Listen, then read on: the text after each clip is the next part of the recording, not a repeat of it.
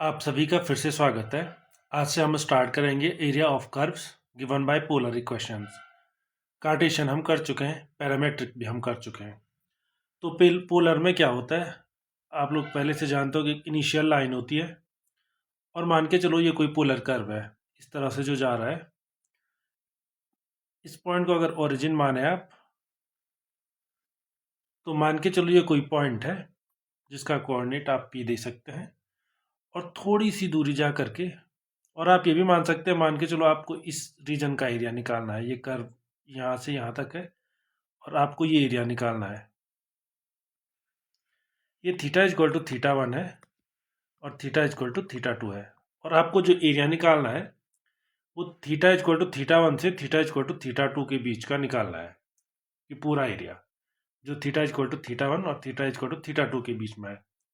तो इसके लिए आप एक पॉइंट ले सकते हैं जो कि कितना एंगल बना रहा हो, थीटा एंगल बना रहा हो, और एक दूसरा उसका बिल्कुल नेबरिंग पॉइंट ले सकते हैं जिसमें थोड़ा सा इंक्रीजमेंट हो जाता है थीटा में। थीटा चेंज हो जाता है डी थीटा से, मतलब जो छोटा वाला एंगल है वो एंगल हो जाएगा डी थीटा। तो अगर आप आर से यहाँ सर्कुलर, यहाँ पे एक पॉइंट को आप ओरिजिन पे रखेंगे, और ओरिजिन से पी पॉइंट जिसके कोऑर्डिनेट आर और थीटा है, आर रेडियस का एक सर्कल बना दीजिए। ठीक है, लगभग ऐसे दिखेगा वो। तो जो ये एरिया है, इसका एरिया कितना, जो ये सर्कल से अब जो ये एरिया बन गया, ये ट्रायंगुलर टाइप का एरिया होगा ये पूरा। इसका एरिया कितना होगा, तो इसका एरिया हो जाएगा half into base. Base means OP into height. Height means अगर पी से ये पॉइंट आप क्यू कहना है तो क्यू कह दीजिए, into P Q. Means area कितना होगा, half into R into P Q. P Q कितना होगा, आपको फॉर्मूला याद ही होगा। जो एंगल है वो डी थीटा है और डिस्टेंस आर है, तो आर इंटू डी थीटा क्या हो जाता है, आर्क हो जाता है। जो किसी भी सर्कल का आर्क है, वो आर्क अगर आपको निकालना है तो एंगल कितना है उस एंगल को देखिए, और रेडियस वेक्टर कितना है, उन दोनों का प्रोडक्ट कर लीजिए। तो यही रिक्वायर्ड एरिया होता है, A equal to 1/2 are square d theta. पर हमें एरिया तो इस पूरी स्ट्रिप का निकालना था, इतना एरिया तो छूट गया। तो इसके लिए हमें परेशान होने की बात नहीं है, क्योंकि डी थीटा में थीटा क्या होता है, बहुत ही छोटा होता है। जैसे ये डी थीटा बहुत छोटा होगा, ये पॉइंट, ये आगे वाला पॉइंट अगर इसे पी डैश के हैं, ये इसके इतने नज़दीक आ जाएगा कि जो एरिया मैंने ये पूरा शेडेड किया हुआ है ये एग्जिस्ट भी नहीं करेगा, ये लगभग जीरो की ओर टेंड करेगा। इसलिए हमें बॉदर होने की ज़रूरत नहीं है। तो इसलिए पूरा एरिया कितना होगा, ये वाला एरिया तो हमने निकाल दिया। तो थीटा 1 से थीटा 2 तक कितना हो एरिया होगा, रिक्वायर्ड एरिया, तो हो जाएगा integration theta 1 to theta 2 1/2 are square और डी थीटा। तो अब पोलर कर्व्स का एरिया निकालना बहुत मुश्किल होगा नहीं, आप सिंपली इस फॉर्मूला का यूज कीजिए। सिर्फ प्रॉब्लम यह है कि शुरू में प्रॉब्लम को रिड्यूस कैसे करें वहाँ तक कि जहाँ तक हमें नहीं आता है। जहाँ से हमें आता है वो कोई प्रॉब्लम नहीं, उसे हम कर ही लेंगे। तो एक दो एग्जांपल्स करते हैं, और कई कर्व हम ट्रेस कर ही चुके हैं। पोलर में जब हमने कर्व ट्रेसिंग किया तो अच्छे से कर्व ट्रेस किया, कैसे पोलर में एसिम्पटोट निकालते हैं उसमें भी हमने एसिम्पटोट के लेक्चर में अच्छे से पढ़ा। तो कई कर्व छूट गए थे, वो यहाँ कवर हो जाएंगे।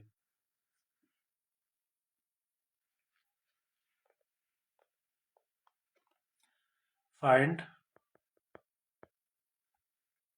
The area between the following curve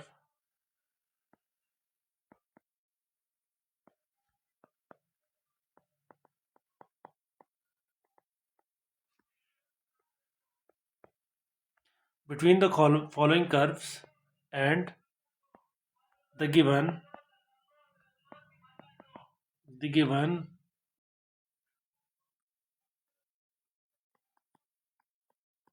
vectors। तो एक दो क्वेश्चन इसमें ऐसे ही कवर हो जाएंगे। ये स्पिरल है, पहली क्वेश्चन है जो स्पिरल की है, स्पिरल जैसा दिखता है। इसकी इक्वेशन है r theta to the power 1/2 equal to a. लेकिन एरिया कहाँ से कहाँ के बीच का निकालना है, तो थीटा इक्वल टू अल्फा और थीटा इक्वल टू बीटा के बीच का निकालना है। दूसरा एक और स्पिरल होती है, लेकिन इसका नाम है इक्विएंगुलर स्फीयर, इक्विएंगुलर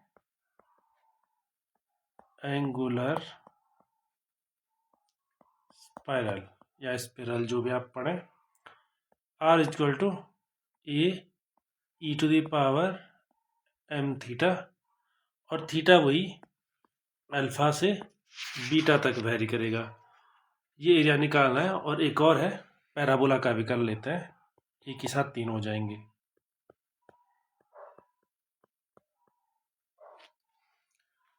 पैराबोला क्या है? L/R equal to 1 plus cos theta, और थीटा 0 से मान के चलो थीटा अल्फा तक वेरी करता है। तो कोई ज़्यादा मुश्किल नहीं है, यहाँ कर्व ट्रेसिंग की भी प्रॉब्लम नहीं है। ट्रेसिंग हमने पहले से ही पढ़ रखी है, उस हिसाब से हम इनको कर ही सकते हैं। आप सीधे फॉर्मूले पे आ जाइए। आंसर कैसे सॉल्व करेंगे? फॉर्मूला आपको पता है, 1/2 इंटीग्रेशन थीटा 1 से थीटा 2 तक जाता है, तो यहाँ कहाँ से कहाँ तक जाएगा? अल्फा से बीटा तक। और फिर क्या आता है? r² और d थीटा। तो ये बड़ी आसानी से किया जा सकता है। पहला integration alpha two beta r², r की वैल्यू कितनी है? a divided by theta to the power 1/2, तो r² कितना हो जाएगा? a² by theta.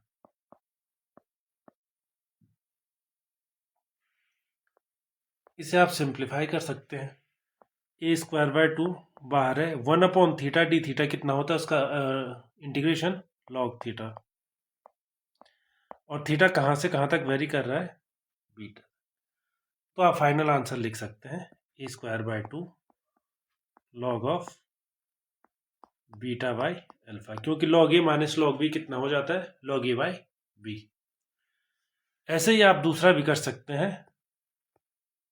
ये पहले का हो गया, तो ये दूसरे का हो गया। यहाँ पे पहला लिख सकते हैं 1/2 integration alpha two beta r² d theta. r² means e⁻²m theta d theta. Equation ये है, r इक्वल टू कितना है? a e⁻m theta. तो यहाँ पे एक a² भी आ जाएगा, और e⁻m थीटा तो है ही है। तो ये भी कुछ ज़्यादा मुश्किल है नहीं सॉल्व करना। a²/2 तो बाहर आ ही जाएगा, साथ ही में इसका इंटीग्रेशन भी हो जाएगा e⁻2m theta divided bye 2m, और अल्फा से बीटा तक ये वेरी करेगा। तो फाइनल आंसर a²/4m और e⁻2m beta minus e⁻2m alpha. ऐसे पैराबोला भी ट्रेस हम कर सकते हैं, कोई ज़्यादा मुश्किल काम है नहीं उसे ट्रेस करना। रिक्वायर्ड एरिया कितना हो जाएगा?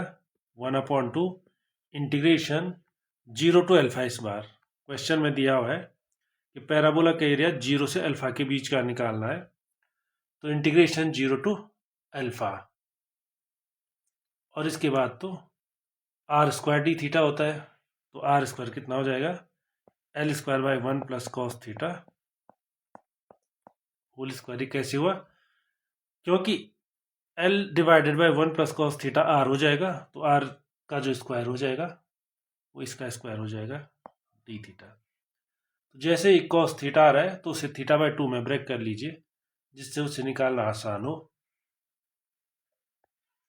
तो इसे आप लिख सकते हैं, यहीं पे इक्वल टू लिख सकते हैं 1/2 इंटीग्रेशन L² भी बाहर आ जाएगा, तो L²/2 लिख लीजिए, 0 टू ये कर लीजिए, 0 टू अल्फा जो भी है, d theta divided by 2 cos square θ/2 और होल स्क्वायर। तो कितना हो जाएगा? इंटीग्रेशन 0 टू अल्फा, L²/2 तो कांस्टेंट है ही है, वो बाहर आएगा ही आएगा।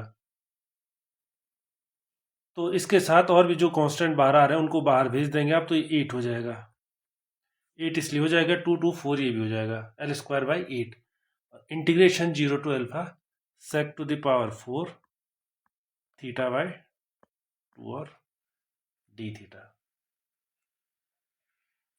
इसको सॉल्व कैसे करेंगे? वही θ/2 को आप कितना रखिए, कुछ मान लीजिए, मान के चलो t मान लीजिए, तो d थीटा कितना हो जाएगा? 2dt हो जाएगा। ठीक, तो जो भी एरिया है कैपिटल ए, इस कैपिटल ए की वैल्यू कितनी हो जाएगी? अब ध्यान दीजिए, इंटीग्रेशन थीटा जब 0 है तो टी भी 0 होगा, थीटा जब अल्फा हो जाएगा तो टी अल्फा बाय 2 हो जाएगा। तो लिमिट ऐसे चेंज हो जाएंगी। ये सेक टू द पावर 4 थीटा हो जाएगा, तो यहाँ पे टी हो जाएगा। डी थीटा कितना हो जाएगा? 2 टाइम्स डी टी, वो 2 बाहर आ जाएगा। तो जैसे वो 2 बाहर आ जाएगा तो बाहर एल स्क्वायर अपॉन 8 पहले से ही है, तो केवल 4 बचा रह जाएगा। ठीक है, इसको आप कैसे करेंगे? अगर आप कर सकते हैं तो अच्छी बात है, नहीं तो आप देख लीजिए कैसे करेंगे। L square by 4 integration 0 to alpha by 2। मैं इसे क्या लिख रहा हूं? मैं इसे लिख रहा हूं sec square T into sec square T. चलिए इसे हटा लेता हूं मैं, sec square T into sec square T फिर डी टी। इसको आप कैसे कर लीजिए? L square by 4 integration 0 to alpha by 2। Sec square theta कितना होता है? 1 प्लस टेन स्क्वायर थीटा। 1 यहाँ पे टी है तो टी आ जाएगा, और दूसरा सेक स्क्वायर टी ऐसे रहेगा डी टी।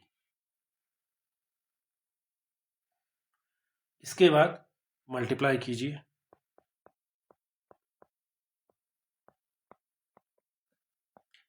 एक तो सेक स्क्वायर टी मिल जाएगा, दूसरा tan square T into sec square T, दोनों का प्रोडक्ट मिल जाएगा।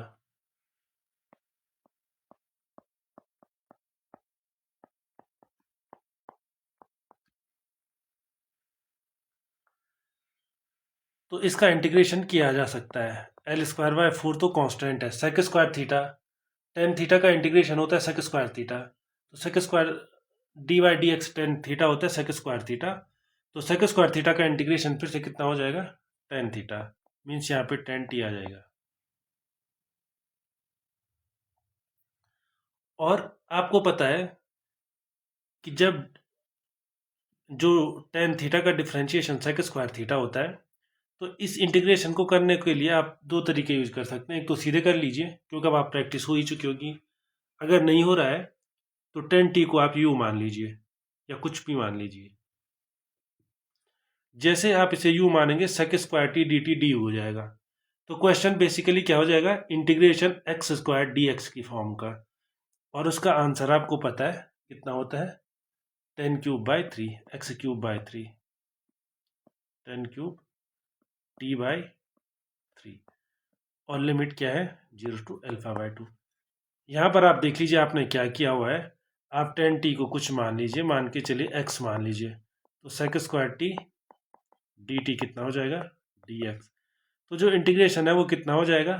Tan square t means x square, sec square t d x means d t means d x, और इसका कितना होता है? x³/3, इसलिए यहाँ पे 10³/3 आया हुआ है। और इसके बाद आप इसमें जो वैल्यू पुट करनी है कर लीजिए। चलिए अगली एक्सरसाइज करते हैं। अब दूसरी एक्सरसाइज इससे थोड़ा डिफिकल्ट होगी, पहली वाली तो चलिए वो कर लेते हैं जो कि आसान थी, दूसरी वाली में थोड़ा देख लीजिए, इसमें थोड़ा काम करना पड़ेगा आपको। आपको कर्व गिवन है और कर्व की लूप का एरिया आपको निकालना है। ठीक है, find the area of a loop of the curve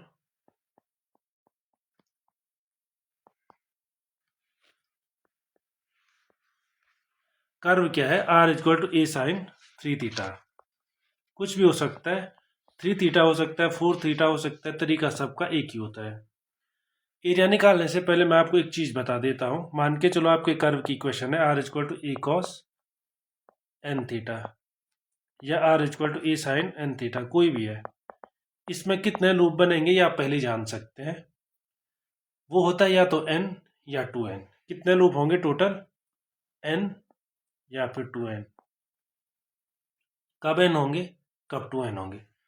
n तब होंगे जब ऑड है, और ये तब होगा जब इवन है। मीन्स इसमें 3 लूप बनेंगे, क्योंकि 3 क्या है? एक ऑड नंबर है।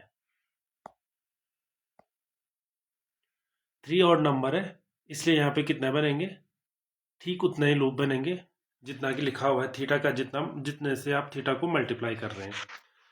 तो इसमें टोटल 3 लूप बनेंगे। और एक चीज़ और मान के चलिए आप, जो साइन का कर्व है या कोसाइन का कर्व है, इस टाइप की कर्व है। साइन और कॉस आपको लगातार देखा होगा अपने ग्राफ में, एक स्पीड से बढ़ता है, फिर उसी स्पीड से नीचे आता है, फिर उसी स्पीड से ऊपर जाता है, मतलब पीरियोडिक होता है। पीरियोडिक का फायदा आप ये उठा सकते हैं। आप गैस मार सकते हैं ये दिखेगा कैसे। इसमें टोटल 3 लूप होंगे। तो 3 लूप होंगे, टोटल एंगल कितना होता है पॉइंट पे? एंगल होता है 360 डिग्री। 360 डिग्री में इसके 3 लूप फैले हुए हैं। मतलब हर लूप किसी न किसी एक्सिस के अबाउट सिमेट्रिक होगा।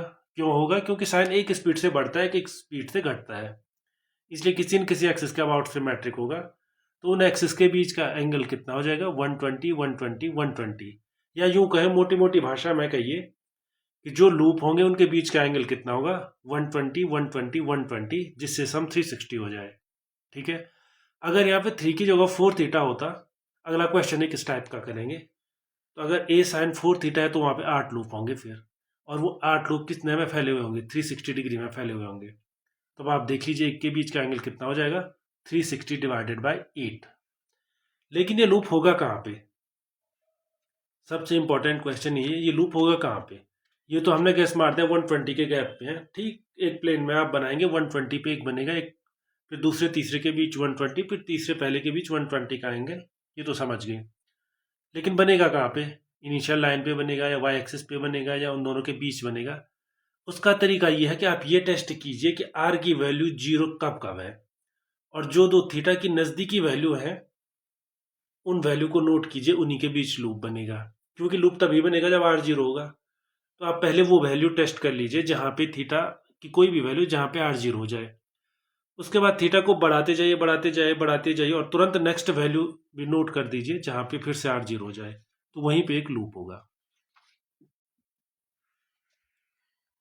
तो इस कर्व की ट्रेसिंग अगर आप करें, वैसे हम कर चुके हैं कर्व ट्रेसिंग में, फिर भी इनिशियल लाइन के अराउंड तो सिमेट्री नहीं है। मान के चलो सिमेट्री से स्टार्ट करें, तो इनिशियल लाइन के अराउंड नहीं है।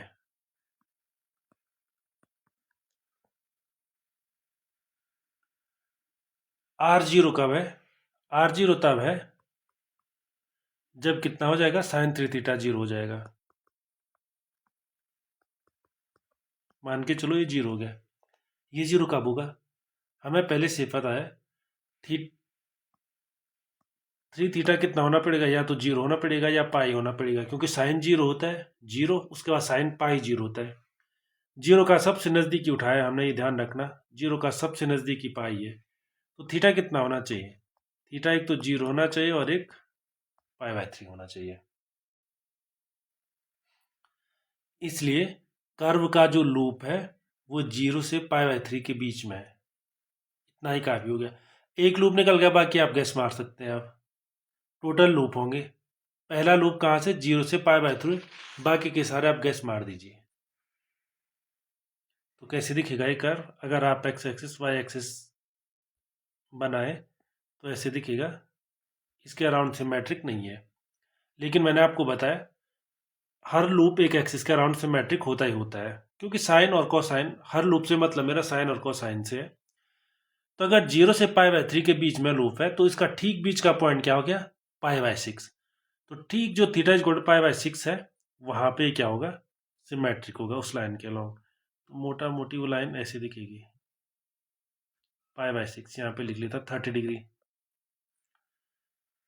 तो पहली लूप तो ये बन गई, पहली लूप। अगली लूप कहाँ पे बनेगी? ये कौन सी लाइन है? ये भी जरूर आप लिख लीजिए।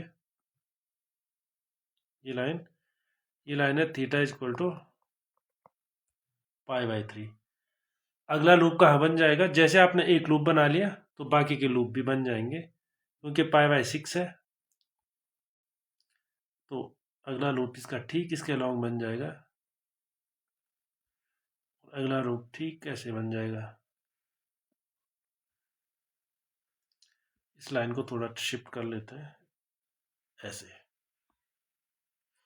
और जो मैं अभी बोल रहा था, इस लूप और इस लूप के भी एंगल, ये 120 डिग्री होगा, ये भी 120 होगा, और ये भी 120 होगा, तभी तो पूरा 360 होगा। ठीक, तो जो ये टेंजेंट है आप इन सबको लिख सकते हैं। यहाँ पे टेंजेंट कौन सी लाइन है ये भी आप बना सकते हैं, ड्रॉ करके देख सकते हैं। ये लाइन कौन सी होगी, जैसे आपने थीटा इक्वल टू π/3 निकाला वैसे ये 2π/3 हो जाएगी, और ऐसे ही सिमिलरली बाकी भी। पर हमें उसमें ज़्यादा इंटरेस्ट नहीं है, हमें केवल इसका एरिया चाहिए, एक लूप का एरिया निकालना है। तो वो कितना हो जाएगा, 1/2 इंटीग्रेशन 0 टू π/3। π/3 ये है, ये एरिया हमें निकालना है। तो 0 टू π/3 आपने निकाल दिया, कितना हो जाएगा, r² d थीटा।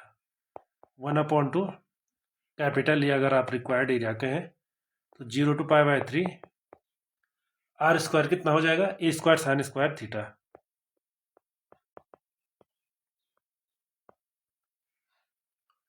और डी थीटा तो है ही। इसके बाद ये simply beta and gamma function का एक क्वेश्चन रह जाता है, इसमें कुछ भी ज़्यादा डिफिकल्टी रह नहीं जाती है। लेकिन फिर इसको सॉल्व कैसे करें, इसके लिए आप क्या कर सकते हैं, इसे लिख सकते हैं a²। 1/2 तो पहले से ही आता है, लेकिन आप एक काम और कर लीजिए, एक 2 और ला लीजिए, इसे a²/4 कर लीजिए, और 0 टू π/3। 4 क्यों किया मैंने 2 से मल्टीप्लाई भी कर लिया, 2 से डिवाइड भी कर लिया। तो इससे क्या हो जाएगा, 2 sin² 3 थीटा हो जाएगा, उसे आप 1 - cos 6 थीटा लिख सकते हैं, डी थीटा। वो क्यों लिखा, क्योंकि इसे इंटीग्रेट करना आसान है। तो कितना हो जाएगा फिर से, ये a²/4, 1 का इंटीग्रेशन कितना हो जाएगा, थीटा, माइनस cos 6 थीटा का इंटीग्रेशन कितना हो जाएगा, 1/6 sin 6 थीटा, और 0 टू π/3 जाएगा ये। तो इसकी वैल्यू रख लीजिए इसके बाद, a²/4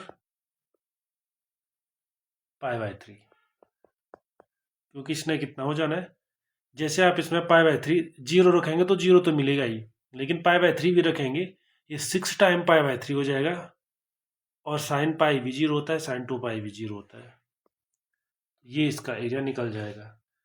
लेकिन अगर क्वेश्चन ये रहता है कि पूरा एरिया निकालो पूरे कर्व का, तो आप 3 से मल्टीप्लाई करते हैं सारे लूप का। तो इस टाइप का भी एक क्वेश्चन करता है। अभी जो मैंने बोला ना, अभी इस समय ये वाला क्वेश्चन हमने क्या किया, ऑड पे किया है, यहाँ पे 3 थीटा एक ही भान पे करके देखते हैं। इवन पे क्या है, find the whole area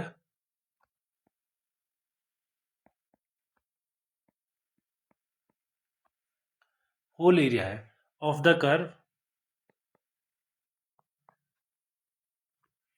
curve क्या है, r इक्वल टू a sin 2 थीटा। तो सबसे पहले आप किसको देखिए, इस 2 को देखिए, sin 2 थीटा है, मतलब इसमें टोटल 4 लूप है। सबसे पहले 4 लूप है, ठीक, टोटल 4 लूप है। तो जो 4 लूप होंगे किस तरीके से होंगे, 360 डिग्री में फैली हुई होंगी, मतलब 90 90 90 90 डिग्री पे होंगी। इतना तो हमें इससे पता चल गया। दूसरा, स्टार्ट कहाँ से हो रही है, कोई लूप खत्म कहाँ पे हो रही है, ये भी टेस्ट करना बहुत जरूरी है। तो स्टार्ट कहाँ से हो रही है, आप ये देखिए r0 कहाँ पे है सबसे पहले, और उसके तुरंत बाद r0 कहाँ पे है। तो जहाँ पे जो भी 2 कंसेक्यूटिव वैल्यू आप लेंगे वो एक लूप होगी।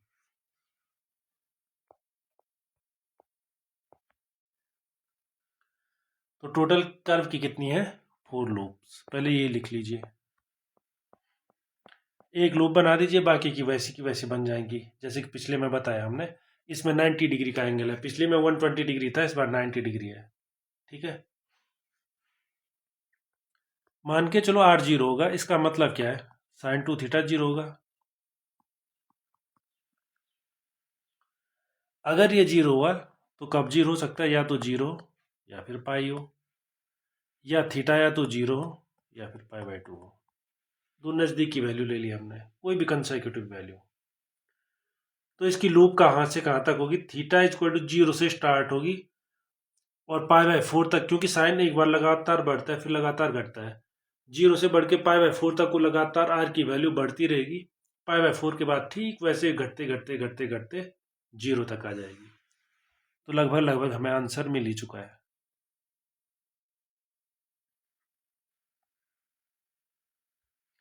आंसर क्या मिल चुका है, जैसा कि हमने पिछले में किया, ये वो एक्सिस है जिसके अराउंड वो पहली लूप सिमेट्रिक होने वाली है। कैसे जाना? क्योंकि 0 से π/2 के बीच में है लूप और साइन कर्व एक जैसा बढ़ता है एक जैसा घटता है, इसलिए π/2 का आधा π/4। तो 0 से बढ़ेगी ये लूप, यूं जाएगी और यहाँ से फिर घट के यूं आ जाएगी। पहली लूप तो बन गई, पहली बन गई तो सारी बन गई। दूसरी लूप कितनी होगी मैंने अभी बताया, 90 डिग्री के एंगल पे होगी। इससे 90 डिग्री बनाओ, इससे फिर 90 डिग्री बनाओ, तो ये बना दीजिए। तो ऐसे अगली लूप भी आप बना सकते हैं। अब इस के अलोंग अगर ये π/4 है तो ये कितना होना चाहिए, 3π/4। और ऐसे ही बाकी भी। तो जैसे आप ये लूप बनाओगे तो ये लूप भी कैसे दिखेगी, ऐसे, और फिर यूं। ऐसे अगला लूप भी आप बना सकते हैं,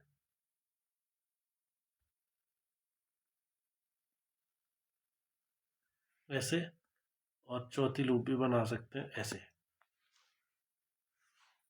तो लगभग लगभग चार लूप इसकी बन चुकी हैं। लेकिन हमें उसमें भी इंटरेस्ट नहीं है, आप केवल एक लूप को लीजिए, इस लूप को। और ये भी ध्यान रखिए आप, अगर ये लूप इनिशियल लाइन के लॉन्ग होती है आपका काम और आसान हो जाता है। आप केवल इसका भी आधा का एरिया निकालते और इसका एरिया निकालने के लिए फिर 2 से मल्टीप्लाई करते, और सारे का निकालना है तो फिर टोटल 8 से मल्टीप्लाई करते आप।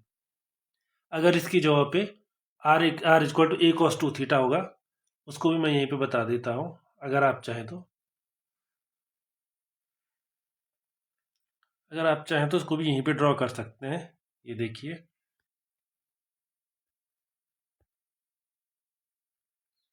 मैं कॉस वाला केस डिस्कस कर रहा हूँ। मान के चलो वही इक्वेशन है, सिर्फ क्या है, कॉस है। Same to same equation, sine 2 theta का हम कर ही रहे। मान के चलो कॉस 2 थीटा होता तो मान के चलो ये ए कॉस 2 थीटा है साइन की जगह पे, तो ये डिस्टेंस इसकी ए आ जाती है। ये डिस्टेंस कितनी आती है, ए। इसलिए जो एरिया होता है वो कितना होता है, आप केवल इसको निकालिए। टोटल 4 लूप होंगे, बाकी के 2 लूप भी आप बना ही देंगे। एक ऐसे बन जाएगा तो एक ऐसे बन जाएगा, एक ऐसे बन जाएगा। सारे का एरिया निकालना है तो सारे को निकालने की जरूरत नहीं है। आप केवल 0 से जो ये होता है ये π/4 पे आ जाता है। जो ये लूप बनता है 0 से π/4 पर बनता है, मीन्स -π/4 से +π/4 के बीच बनता है। इसमें भी टोटल 4 लूप बनते हैं क्योंकि यहाँ पे 2 इवन है। तो आप पहली लूप के लिए क्या कर लीजिए, इंटीग्रेशन 0 टू π/2, मतलब एक्स इसके ऊपर का, केवल इसका एरिया निकाल दीजिए और 1/2 r² d थीटा ये निकाल दीजिए आप। तो इस पूरी लूप का एरिया कितना हो जाएगा, इसको 2 से मल्टीप्लाई कर लो, और सारी लूप का एरिया निकालना है तो 4 से मल्टीप्लाई कर लो, मीन्स टोटल 8 से मल्टीप्लाई करोगे अब आप। और यहाँ पे आप पूरी लूप का एक ही बार में निकाल रहे हैं, क्योंकि पूरी लूप का एक बार निकाल रहे हैं, इस बार आप 4 से मल्टीप्लाई करोगे। तो कीजिए 4 टाइम्स इंटीग्रेशन 1 लूप, एक लूप का एरिया कितना हो जाएगा, इंटीग्रेशन 0 टू π/2। इस वाले क्वेश्चन की बात कर रहे हैं, 0 टू π/2, और उसके बाद 1/2 r² d थीटा। तो इसकी वैल्यू कितनी हो जाएगी, जो कैंसिल हो रहा है कैंसिल कर लीजिए। 2 times integration 0 to π/2 r² a² sin² 2 theta d theta. अब आप कहीं किसी भी तरीके से इसको कर सकते हैं। आप sin 2 थीटा को 2 sin थीटा cos थीटा लिख सकते हैं, और उसके बाद गामा फंक्शन से इसे सॉल्व कर सकते हैं। अदरवाइज आप sin 2 थीटा को cos थीटा में कन्वर्ट कर सकते हैं, वैसे में भी आपको आंसर मिल जाएगा।